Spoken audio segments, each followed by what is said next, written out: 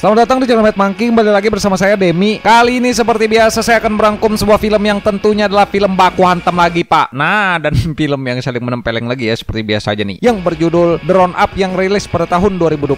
Mau nonton film pertamanya The Outlaws 2017, linknya ada di deskripsi pak. Sudah saya sematkan di situ ya. Nah, mantap juga nih. Dimana tanpa perlu terlalu banyak beradu mulut di awal, maka dari itu siapkan nyali dan senjata kalian semua. Mari langsung kita serang saja dengan kekuatan penuh dan secara serentak katakan passwordnya bersama sama 1, 2, 3. Apa passwordnya? Hantam Bang Editor. Tor.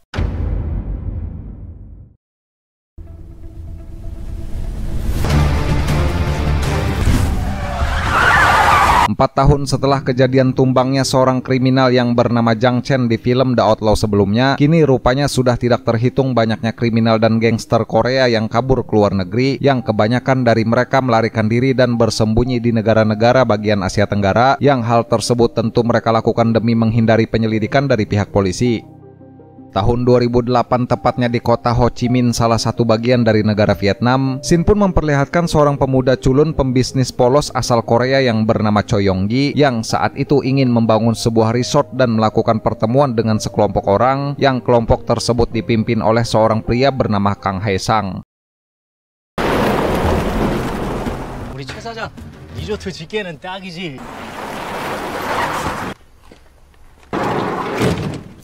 Masih 많이 들었습니다.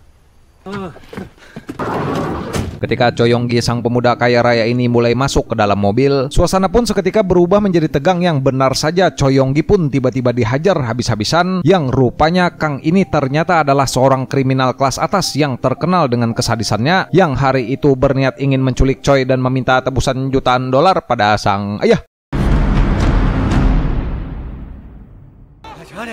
아니 속도 어디냐고 속도. Di tempat lain terlihat detektif Dong Yun yang sedang mencoba menghentikan aksi pemuda gila yang sedang menyandra wanita, yang tak lama datanglah telapak Buddha berniat ingin menyelinap dari belakang dan menangkap pemuda gila itu. Namun rupanya Don Lee malah tidak sengaja menyenggol kaleng dan mengakibatkan satu rak lemari jatuh, yang itu membuat si mamang telapak Buddha ketahuan dan terpaksa harus menangkap terang-terangan. Berhubung sudah kepergok, Don Lee pun mulai mendekati pemuda gila tersebut dengan baik-baik dan menyuruhnya meletakkan pisau, namun si berandal malah mencoba ingin melawan, dimana ketika mamang berhasil membanting berandal tersebut malah tidak menyerah dengan menggigit tangannya beliau, yang hal itu membuat mamang kesal dan terpaksa harus mengeluarkan pukulan Buddha.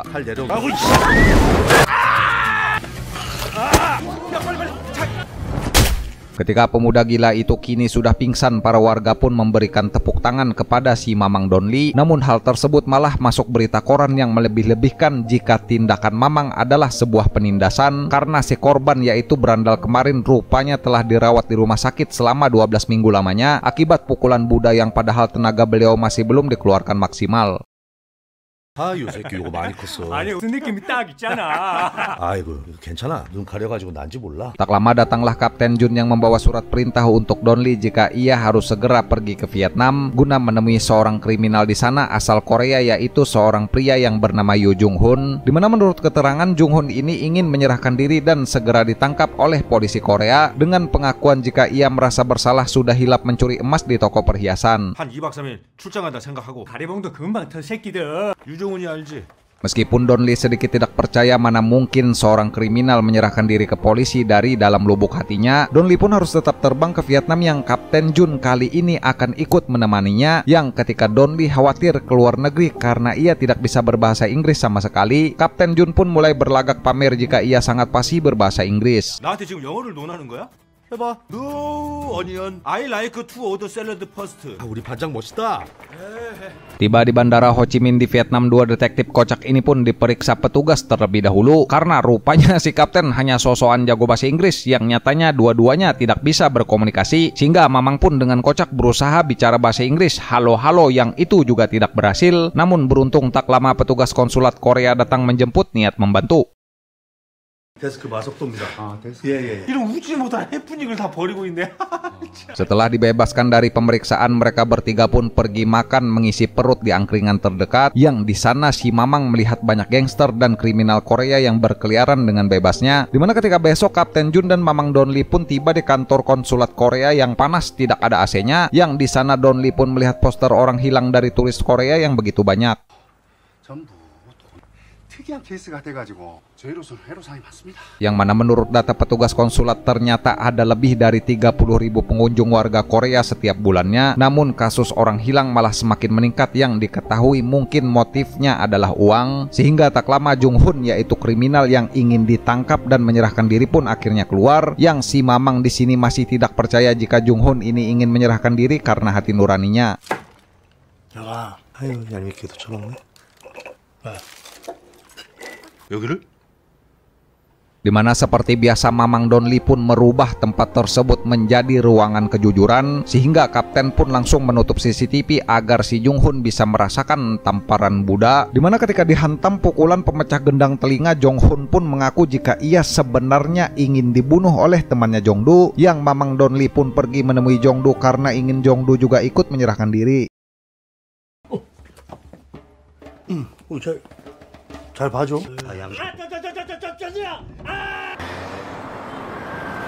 여기 지금 수사, 체포 다 불법이야. Kagetnya ketika Donli tiba di rumah Jongdu, pria tersebut rupanya malah sudah menuju surga. Sehingga Mamang pun kembali ke kantor konsulat. Beraninya Jung Hun ini bohong, telapak Buddha berani disuruh bolak-balik. Dimana Mamang pun sekali lagi harus mengancam Jung Hun dengan sebuah tamparan Buddha Express, yang karena takut telapak Buddha mendarat di rahang, Jung Hun pun akhirnya mau cerita. 차수 안 받아. 나가. 누구 강혜상? Dimana Jung Hun rupanya sebelumnya telah bekerja sama dengan Kang Hae-sang seperti di awal film tadi untuk menculik pemuda kaya bernama Choi Yong-gi dengan tujuan ingin merampok uangnya dan minta tebusan pada sang ayah yang adalah pengusaha terbesar di Korea bernama Tuan Choi. Namun di jalan sempat terjadi cekcok karena pembagian uang hasil rampokan. 잘한다고 해서 껴줬더니 완전 다 초짜들이네. 야, 어떻게 된 거야? Dimana Jung Hun dan dua temannya ini rupanya hanya diberi uang dari hasil penculikan tersebut sebesar $50.000 saja, yang berjuta-juta dolar sisanya Kang Hae-sang dan satu temannya di belakang yang akan mengambil. Sehingga hal itu pun tentu membuat keadaan memanas dan terjadilah adu mulut di antara mereka, hingga Choi Yong-gi bisa mengambil kesempatan keluar dari mobil kabur melarikan diri.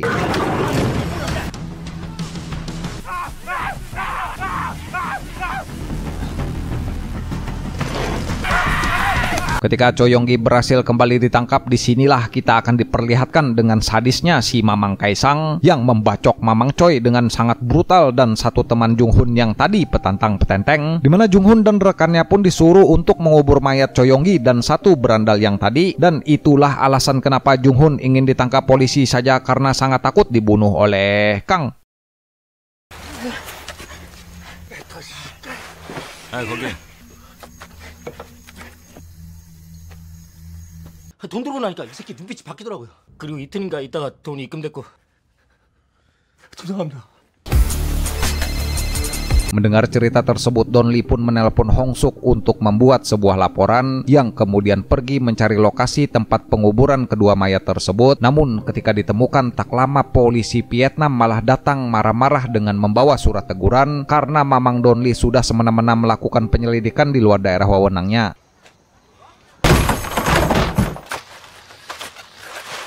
공안에 연락하겠습니다. 거기도 있어? 야, 너 빨리 알아보고 문자해.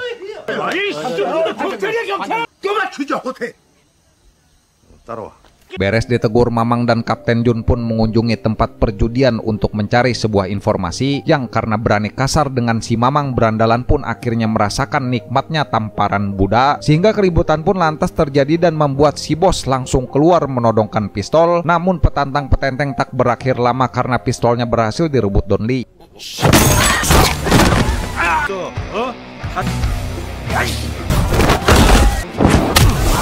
까불고 있어. 움직이지 말라고 확 죽여봐. 개새끼야 확 죽. 까불지 말고 일로 와 이씨. Mendapat informasi alamat tempat kediaman Kang Haesang, Don Lee dan Kapten Jun pun langsung menuju ke sana, yang ketika di jalan Hong Suk pun mengabari jika Tuan Choi rupanya tidak melaporkan kasus putranya yang hilang, melainkan malah tutup mulut dan menjalani hidup seperti tidak terjadi apa-apa, yang hal tersebut membuat dugaan jika Tuan Choi ini sudah mengirim pembunuh bayaran untuk menghabisi Kang.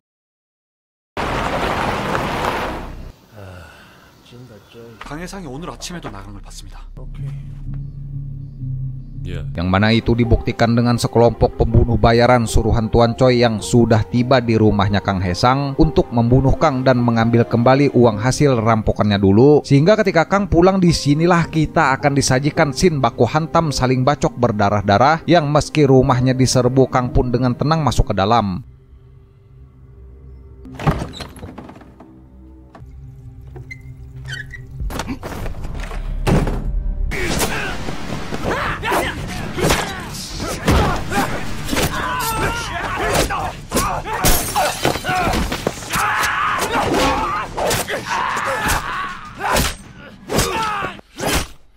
Nah, ketika semua anak buah Tuan Choi yang menyerbu rumahnya kini sudah dibuat tewas, Kang pun dibuat murka karena uang hasil rampokan dan emas batangan miliknya rupanya sudah dikirim kepada Tuan Choi, sehingga Kang pun menelpon dan terang-terangan jika ia akan ke Korea untuk mengambil uangnya kembali, yang tentunya membunuh Tuan Choi yang sudah berani mengirim orang untuk menghabisinya. 아니면 내가 한국 갑니다. 매너가 족같네 이 새끼. 열려있는데? Kembali ke Don Lee dan Kapten Jun yang kini baru saja tiba di kediaman Kang ingin melanjutkan investigasi, yang dikagetkan dengan banyaknya mayat hasil baku hantam adu bacok barusan, dimana tak lama ketika sibuk menginvestigasi tempat tersebut, Kang pun tiba-tiba muncul membacok Kapten Jun hingga terluka, yang Mamang Don Lee pun gerak cepat menyelamatkan dan terjadilah baku hantam telapak budak.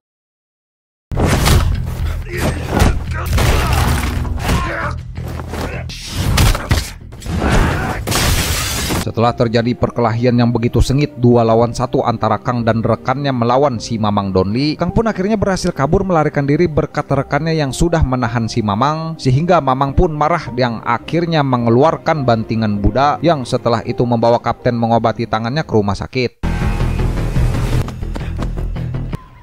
반장. Beres memastikan kondisi Kapten Jun yang kini sudah baik-baik saja, Don Lee pun pergi ke ruangan rekannya Kang tadi untuk diinterogasi, yang mukanya kini telah hancur sebelah, yang jika pria tersebut mau buka mulut akan keberadaan Kang, maka Don Lee akan membantunya pulang ke Korea, sehingga karena takut lapak budak pria itu pun langsung memberitahukan kemana Kang akan pergi. 접근해서 하면 트고 납치해서 돈 보내라고 협박하고 있었더라고요. Kembali ke Kapten Jun di luar yang ribut-ribut akibat polisi Vietnam kini sudah punya surat untuk mendeportasi mereka, sehingga tak lama Don Lee pun datang yang dengan aneh langsung menurut ingin pulang ke Korea saja, dimana Kapten Jun yang bingung ia pun komplain kenapa si Don Lee ini mau saja membiarkan Kang Haesang bebas berkeliaran, yang rupanya Kang kini sedang OTW menuju Korea ingin membunuh dan menghabisi Tuan Choi. 아이 미친 새끼 웃고 자빠졌네. 이만한 마테체로 덤비는데.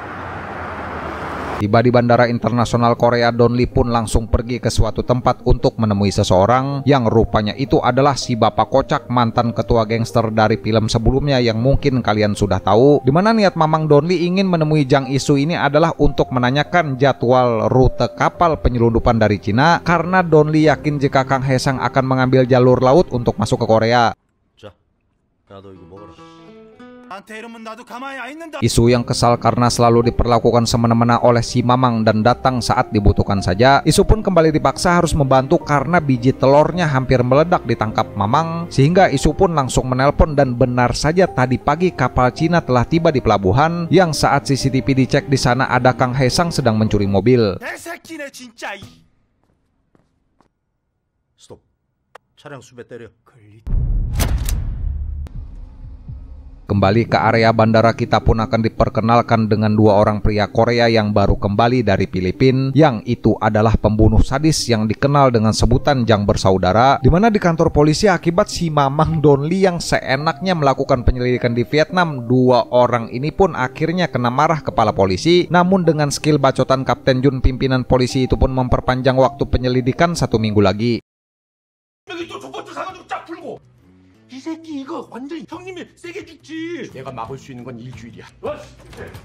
Beres membuat atasannya sendiri stres, rambut pada rontok, jidat sudah melebar akibat ulah si Mamang Donli. Dua orang kocak ini pun pergi untuk melawat mendiang Choi Yong-gi dan bertemu dengan sang ibu yang bernama Kim, yang berbela sungkawa ikut bersedih atas kematian anaknya yang tidak bersalah, dan dibalas dengan ucapan terima kasih karena Donli sudah membawa pulang jasad Choi Yong-gi.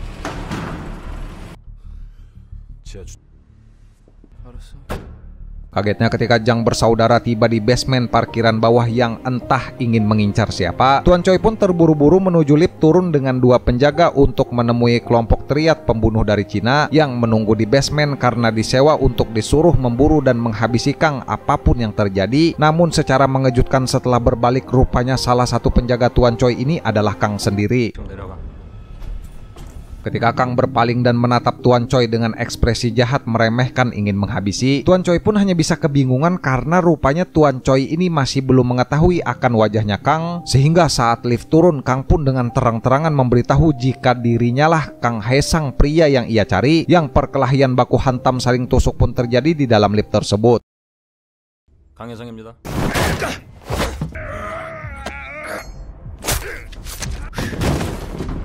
Beres menghabisi si pengawal berbadan tinggi besar, Kang pun menculik Tuan Choi dan keluar menjauh dari gedung itu. Yang di sisi lain Jang bersaudara ini rupanya telah bekerja sama dan dibayar oleh Kang untuk menghabisi kelompok triad, sehingga tiga orang ini pun membuat video penculikan sadis tersebut dan mengirimkannya kepada Kim sang istri, yang jika ingin Tuan Choi masih hidup maka Kim harus menyiapkan uang tebusan sebanyak 22 miliar.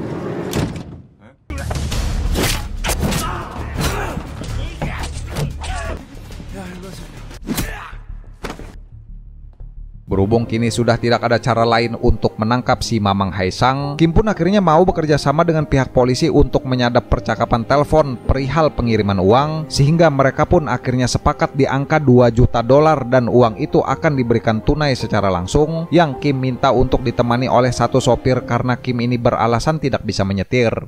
받아 적었어. 나 운전을 못해. 운전사 한 사람은 있어야 돼. 네가 내 아들도 주겠지. 남편 살아있는 것만 확인하면 바로 준다. 오케이. Dimana berkat Kim yang rupanya sangat lihai dan hebat bernegosiasi, Kang pun akhirnya tidak bisa berkutik dan mereka pun sepakat akan bertemu di lampu merah persimpangan Jalan Ilsan besok jam 1 siang. Yang satu hal terakhir tugas untuk Donli dan Kapten Jun hanyalah mencari siapa yang punya nyali untuk dijadikan sopir, yang tentu saja itu adalah si bapak kocak mantan ketua gangster yang sial terus jika bertemu Donli. 새끼가 사람 바쁜데 왔. 아유, 일로 와. Sumpah orang ini nggak ada harga dirinya sama sekali kalau ketemu Donli ya. Kayak kebalik gitu, yang gangster yang mana yang tersakit, yang mana tersiksa. 진짜 족같네 진짜. 돈가방은 뒷자리 실어주세요. 아줌마가 운전수 하나 데리고 지금. Dimana dari sinilah Iso menyamar menjadi sopir untuk mengantarkan Kim, sementara dua saudara membuntuti mereka dari belakang. Yang kocaknya Kim malah mengira kalau sopirnya ini si Mamang Iso adalah seorang detektif juga, dimana Mamang kocak yang tahu jika di kursi belakang mobil yang ia setir saat ini ada koper berisi uang jutaan dolar. Si Iso malah mulai berpikir dan tergoda ingin mengambil uang itu juga.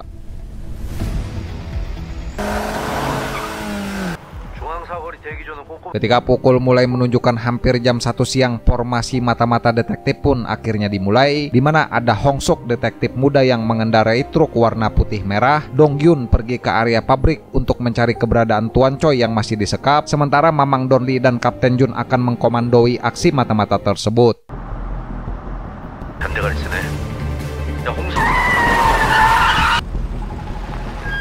Tiba di lampu merah, Hong Suk pun menemukan Jang bersaudara yang berada di sedan putih, yang saat Kim dan Iso sampai di titik lokasi, Kang Haesang malah dengan cerdik menyuruh mereka putar balik sebanyak 4 kali, yang itu rupanya Kang lakukan karena ia tahu polisi pasti ikut campur dalam urusan penyerahan uang, sekaligus untuk membongkar penyamaran pihak polisi dan membuat Kim tidak ada lagi yang bisa membuntuti.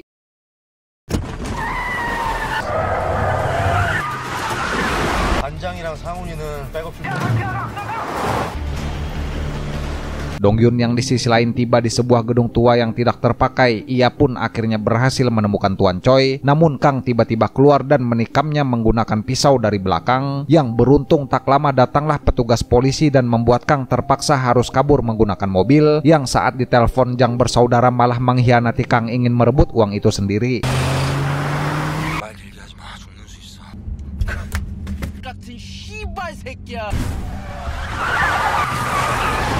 Setelah aksi kejar-kejaran antara Iso mantan ketua gangster kocak dengan Jang bersaudara menggunakan mobil, Iso pun terpaksa harus berpisah dengan Kim di parkiran mall dan menyuruh Kim ini untuk kabur masuk ke dalam mall saja, sehingga dirinya pun juga akan kabur menggunakan mobil untuk menjauhkan uang tebusan tersebut, yang hal itu berhasil membuat Jang bersaudara ini jadi terpisah.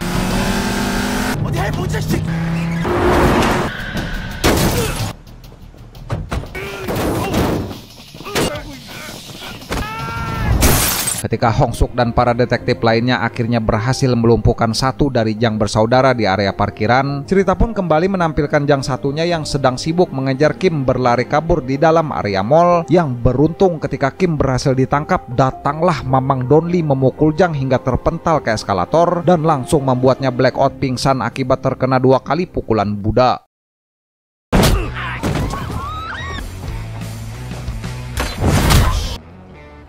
Kembali ke Iso bapak-bapak kocak yang kesenangan karena dapat uang kaget sebanyak 2 juta dolar. Namun harapannya pun langsung pupus karena Kang Haesang mengejar dari belakang menabrakkan mobil. Yang ketika siuman, Iso pun langsung kabur menenteng koper yang untungnya di sana ada taksi yang kebetulan singgah. Yang hal tersebut membuat Kang marah besar dan menusuk 2 petugas polisi yang datang menghampiri.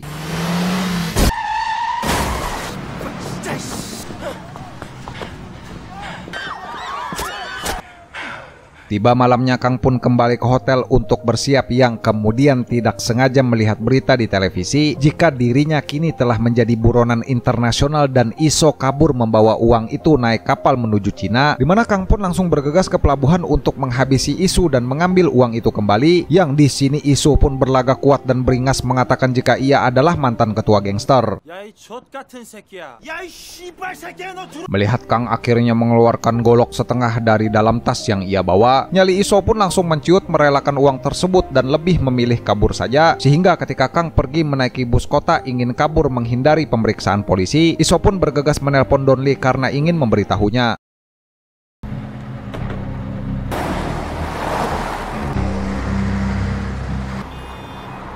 Yang mana benar saja ketika bus yang ditumpangi Kang tiba di jalan raya, tepatnya di jalan underpass, bus itu pun dihadang oleh petugas polisi yang rupanya yang memegang tongkat berlampu ini adalah si telapak Buddha. Sehingga Mamang pun naik ke dalam bus dan minta dengan sopan para penumpang untuk turun sementara karena beliau ingin memberi sebuah pertunjukan baku hantam yang tentunya brutal.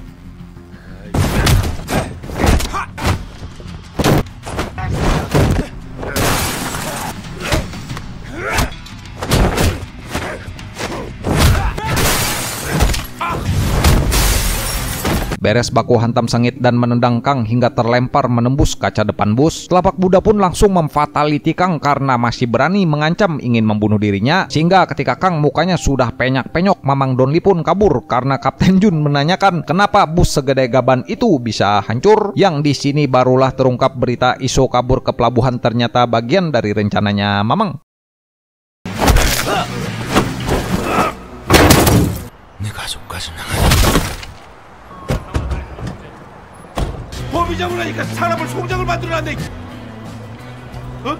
Di mana telapak Buddha rupanya dengan sengaja menyuruh Isu pura-pura kabur naik kapal membawa uang supaya nanti bisa diberitakan di TV agar Kang Haesang bisa terpancing keluar dan mengejar Isu ke pelabuhan, yang nantinya biar telapak Buddha yang akan mengurus sisanya. Sehingga film pun ditutup dengan perayaan tim detektif karena sudah berhasil menuntaskan sebuah kasus berat. 납치하고 돈을 빼앗아 해외를 파견하는 방안을 검토 중에 붙잡혔습니다.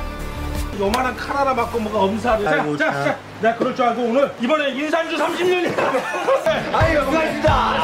Tamat, ya mungkin segini aja untuk pembahasan rangkuman film Baku Hantam kali ini ya. Nanti seperti biasa kita cari film yang brutal-brutal lagi, film yang tidak takut dengan apapun Pak. Nah, dan film yang saling menempeleng lagi ya, seperti biasa aja nih. Seperti biasa nih saya mengucapin terima kasih banyak nih buat kalian yang sudah nonton, dan terima kasih banyak juga buat bapak-bapak yang sudah subscribe ke channel ini ya. Kolom komentar tersedia di bawah Pak. Silakan mengutarakan pendapat kalian tentang apapun saja di situ ya. Nah, bebas Pak. Saya Demis laku voiceover channel Bengis Divisi Pergulutan Ulung Duniawi, pamit izin kabur dulu. Jaga kekuatan tubuh masing-masing dan sampai bertemu lagi di video selanjutnya Pak. Wassalamualaikum warahmatullahi wabarakatuh.